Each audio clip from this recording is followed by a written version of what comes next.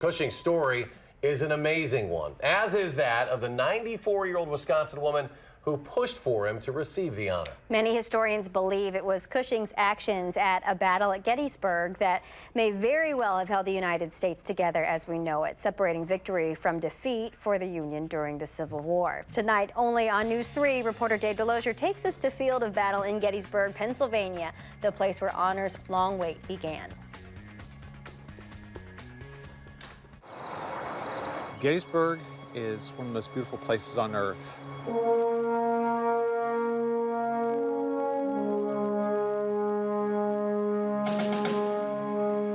There is a timelessness that surrounds you here. There's a feeling here, there's a spirit in the air, and I truly feel it's left behind by the veterans who fought here. Ground now sacred, made so by what was spilt here.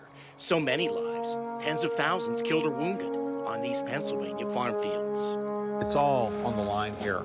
And Lee knows, if anybody, Lee really realizes how desperate this gamble is. After 2 long years of bloody fighting, the fate of the nation would be decided here. On the 3rd day of the Battle of Gettysburg, with the Union holding the high ground on Cemetery Ridge. Almost everybody who comes here or reads about the Battle of Gettysburg, it all culminates in Pickett's charge. The Confederate Army threw everything it had, 13,000 soldiers at the center of the Union line, which is exactly where a 22-year-old man from Wisconsin was ordered to be. And right here in the middle of it is Alonzo Cushing's Battery A, 4th United States Artillery, more or less right in the middle of this, what was going to be a huge tornado. Wounded not once, but twice, Cushing refused an order to have him fall back. What Cushing was determined to do was show those rebels, one way or the other, that his gun was going nowhere.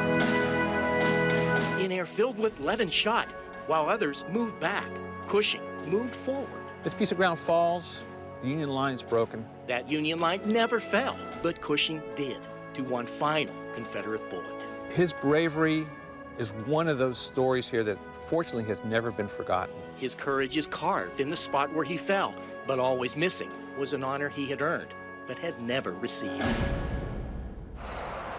We are making an attempt to secure the Congressional Medal of Honor for Alonzo H. Cushing. 750 miles removed from Gettysburg, on the land where Alonzo Cushing was born in Delafield.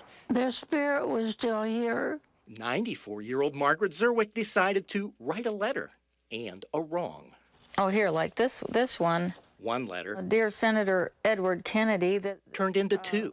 Letter to the Honorable F. James Sensenbrenner, Jr. And 2 turned into her crusade. Senator, the Honorable Russell Feingold. I interned for Senator Bill Proxmire during the 80s, and Margaret Zerwick, who deserves all the credit for getting this going, was the one who brought it to the senator's attention back then. And in the years since. In 2003 to the Honorable George W. Bush. Every time an elected official, primarily from the South, said no, Margaret wrote another letter. Thank you, Margaret E. Zerwick.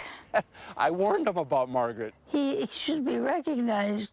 After more than 30 years of letters from Margaret and 151 years after he died, Alonzo Cushing finally has the honor he earned. I didn't quite jump up and down because I was too elderly by then. Yeah. But in my mind jumped up and down. I promised to do it in her lifetime, and I'm glad it's finally occurring. But Margaret Zerwick would tell you this isn't about her. It never was. It is about a man who was ordered to a position on a field of battle, but made the choice to stay. It's a certain atmosphere about this place. Honor waited 151 years to be realized. The sacrifice made by Alonzo Cushing on that day, however, just like this place, is timeless. He saved the Union. In Gettysburg, Pennsylvania, this is Dave Delosier, WISC News 3.